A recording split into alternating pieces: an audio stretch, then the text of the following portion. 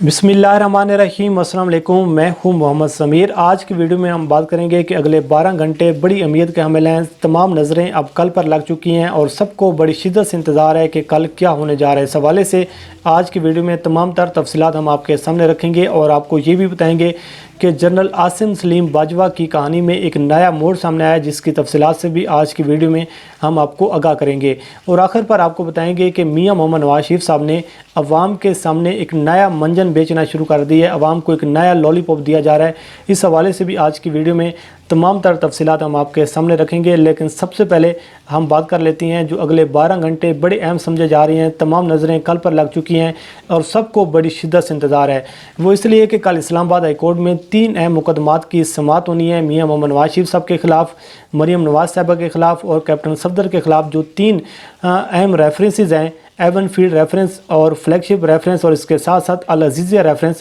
इन तीनों रेफरेंसेस के ख़िलाफ़ जो इस्लामाबाद हाई कोर्ट में जो अपीलें ज़ेर समाअत हैं, उस हवाले से कल समाअत होनी है। और शरीफ ख़ानदान की जो परेशानी है वो अब दिन ब दिन बढ़ती जा रही है। उसकी वजह यह है कि जो एहतसाब का जो एक फाइनल राउंड अब शुरू हुआ है, तो अब शरीफ ख़ानदान की हर आने वाले दिन के साथ मुश्किलात में इजाफ़ा होता जा रहा है। और आवाम को बड़ी शिद्दत से इंतज़ार इसलिए है कि कल जो इस्लामाबाद हाई कोर्ट है वो इस हवाले से क्या अहम रिमार्क्स देती है। इन तमाम रेफरेंसेस के ख़िलाफ़ जो अपील ज़ेर समाअत है, इस हवाले से क्या अदालत का फ़ैसला सामने आता है और इन तमाम रेफरेंसेस का जो मुस्तकबिल है वो कल डिसाइड होगा और कि ये रेफरेंसेस जो हैं ये क्या रुख इख्तियार करते हैं। तो इस हवाले से कल सबको बड़ी शिद्दत से इंतज़ार है। और इस हवाले से जो शरीफ ख़ानदान की जो परेशानी है वो दिन ब दिन अब बढ़ती जा रही है। लेकिन सबसे अहम बात यह है कि कल अहम समाअत होने जा रही है, लेकिन मुस्लिम लीग नून की जानिब से, मियां मोहम्मद नवाज शरीफ साहब की जानिब से, मरीम नवाज साहबा की जानिब से और कैप्टन सफदर साहब की जानिब से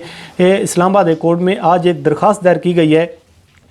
और वो दरख्वास्त ये है कि नवाज शरीफ साहब ने अपने वकील ख्वाजा हारिस के ज़रिए इस्लामाबाद हाई कोर्ट में एक दरख्वास्त दायर की है। और वो दरख्वास्त का जिसमें इस्तदा ये की गई है कि एवन फील्ड रेफरेंस और अल अज़ीज़िया स्टील मिल रेफरेंस में हाज़िरी से इस्तिस्ना दी जाए। ये दरख्वास्त दायर की गई है। कल समाअत होनी है, लेकिन आज जो है वो दरख्वास्त दायर कर दी गई। आप शरीफ ख़ानदान के जो एहतसाब में रुकावट पैदा करने के तरीक़ाकार को देखें कि कल अहम समाअत होनी है, लेकिन आज उसमें दरख्वास्त दायर कर दी गई है। इसमें नवाज शरीफ साहब ने अपनी दरख्वास्त में ये मौक़िफ़ इख्तियार किया है कि बीमारी की वजह से बैरून मुल्क ज़ेर इलाज हूँ और मैं इलाज की वजह से पाकिस्तान वापस नहीं आ सकता, लिहाजा मुझे इस्तिस्ना दिया जाए। और जब मैं ठीक हो जाऊँगा और अगर मुझे जो डॉक्टर्स हैं वो आज कह देते हैं कि आप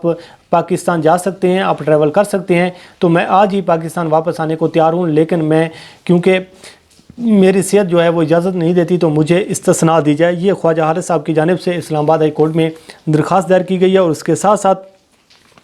जो मरीम नवाज़ के जो वकील हैं अमजद परवेज़ साहब, उनकी जानिब से और कैप्टन सफदर साहब की जानिब से भी ये दरख्वास्त दायर की गई है। क्योंकि अमजद परवेज़ साहब जो हैं उन्होंने कहा है कि मेरी कुछ मसरूफियात हैं और उन मसरूफियात के पेश नज़र जो कल की समाअत है उसको मुलतवी किया जाए और 5 सितंबर के बाद कोई भी डेट रख कर इस केस की समाअत जो है वो रख ली जाए और हम उस समाअत पर पेश होंगे। अब देखते हैं इस हवाले से जो कल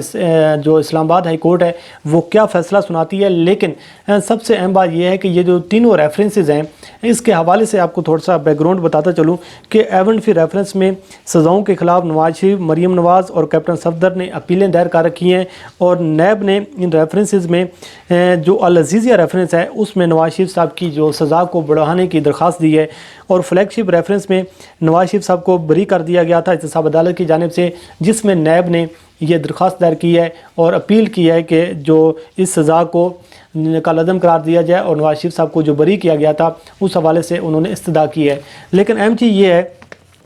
कि एवन फील्ड रेफरेंस में नवाज शरीफ साहब को 10 साल की सज़ा सुनाई गई थी एहतसाब अदालत में और मरीम नवाज साहबा को 7 साल की सज़ा सुनाई गई थी और कैप्टन सफदर को 1 साल की सज़ा जो है वो सुनाई गई थी। और अल अज़ीज़िया रेफरेंस में जो सबसे अहम रेफरेंस है कि उसमें नवाज शरीफ साहब को 7 साल की सज़ा सुनाई गई थी, जिसमें नैब ने ये अपील दायर की हुई है कि नवाज शरीफ साहब की जो सज़ा है उसको बढ़ाई जाए। और इस हवाले से जो फ्लैगशिप रेफरेंस है उसमें नवाज शरीफ साहब को बरी कर दिया गया था। अब देखते हैं कि कल इस हवाले से जो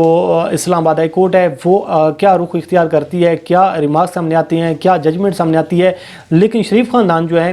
وہ ڈیلے ٹیکٹکس جو ہیں وہ یوز کرنے کی کوشش کر رہی ہیں کہ کسی نہ کسی طریقے سے جو احتساب کا جو عمل ہے، جو دائرہ کار ہے وہ رک جائے، اور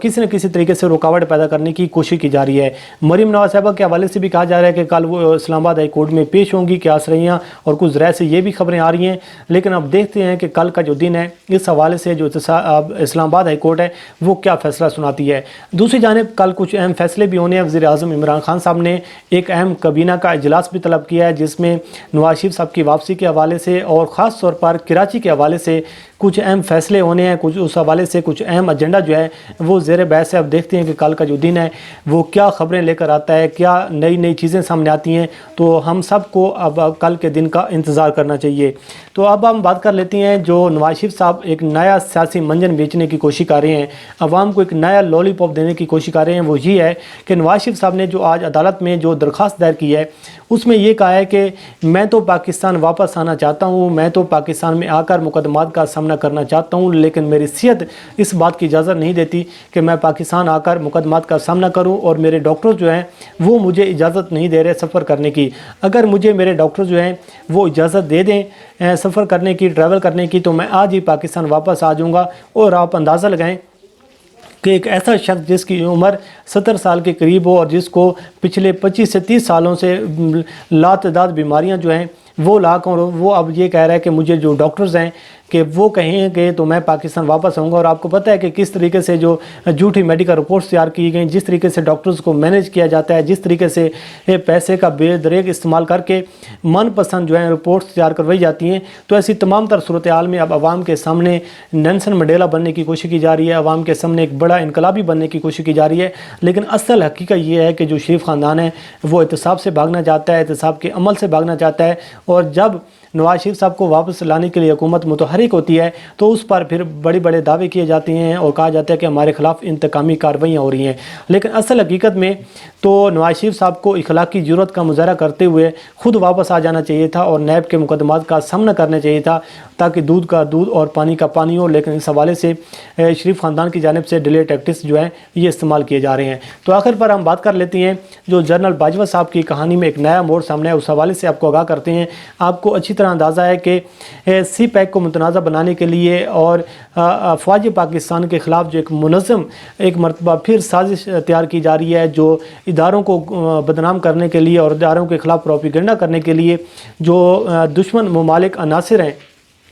جو بیرونی ایجنڈے پر چل کر اور بیرونی فنڈنگ پر چل کر پاکستان کے اداروں کے خلاف ایک مہم لانچ کرنے کی کوشش کر رہی ہیں، اور پاکستان کا جو سب سے بڑا منصوبہ ہے سی پیک اس کو متنازع بنانے کے لیے ایسی سٹوریاں جاری کر رہے ہیں جو ایک نامعلوم ویب سائٹ پر جو جاری کی جاتی ہیں۔ اور پھر اس حوالے سے تو اب خبریں یہ بھی آ رہی ہیں کہ جو عاصم سلیم باجوہ صاحب کے حوالے سے ایمن نورانی صاحب نے انکشافات کیے اور جو الزامات عائد کیے کہ انہوں نے جو ان کے جو خاندان کے جو کاروبار کا جو پھیلاؤ ہوا ہے وہ اور عاصم سلیم باجوہ کی جو فوج میں جو ترقی ہوئی ہے یہ ساتھ ساتھ چلتی رہی ہے، جیسے جیسے ترقی ہوتی رہی ہے اسی طریقے سے جو کاروبار ہے وہ بھی بڑھتا جا رہا ہے اور وہ کاروبار نے گرو کیا ہے۔ تو اب یہ الزامات عائد کیے جا رہے ہیں، لیکن اس حوالے سے جو ایک اہم موڑ یہ سامنے آیا کہ وہ لوگ جو کل تک یہ ویڈیوز کر رہے تھے، کل تک بڑے چیخ و پکار کر رہے تھے کہ عاصم سلیم باجوہ کے خلاف تحقیقات ہونی چاہیے، عاصم سلیم باجوہ کو کٹہرے میں لانا چاہیے، اور عاصم سلیم باجوہ نے پر عمران خان صاحب جو ہیں وہ چپ ہیں، اور بڑے بڑے الزامات عائد کیے جا رہے تھے۔ آج ان لوگوں نے یو ٹرن یہ لیا ہے کہ اس سٹوری کے حوالے سے بڑے شکوک و شبہات یہ جنم لیے جا رہے ہیں کہ یہ تو میجر گورا واریہ کی ایک جھوٹی سٹوری تھی، بھارت کی سٹوری تھی، بھارت نے پروپیگنڈا کیا، اور اس کے بعد ایمن نورانی نے اس سٹوری پر الزامات جو ہیں وہ عائد کر دیے ہیں۔ تو اس حوالے سے اب جو صورتحال یہ پیدا ہو چکی ہے کہ سوشل میڈیا پر اور ڈیجیٹل میڈیا پر بہت زیادہ یہ بحث جاری ہے، دو قسم کی بحث جاری ہے۔ پہلی بحث تو یہ ہے کہ جنرل عاصم سلیم باجوہ کو ایک زوردار قسم کی اور ایک واضح اور کلیئر انداز میں موقف اپنانا چاہیے اور ایک پریس کانفرنس کرنی چاہیے جس میں تمام تر چیزوں کو کلیئر کرنا چاہیے، اور دوسری جانب افواج پاکستان کو اور فوج کے ادارے کو اس پر ایکشن لیتے ہوئے اس حوالے سے ایک کمیشن تشکیل دینا چاہیے، اور وہ کمیشن جو ہے تمام تر تحقیقات کرے تاکہ دودھ کا دودھ اور پانی کا پانی ہو۔ دوسری جانب یہ کہا جا رہا ہے کہ جو یہ سٹوری ہے یہ من گھڑت جھوٹی اور بے بنیاد ہے، اور یہ بھارت کو خوش کرنے کے لیے یہ سٹوری کی گئی ہے، اور جو احمد نورانی ہے وہ بیرون ملک بیٹھ کر وہاں پر اسائلم لینا چاہتی ہیں، وہاں پر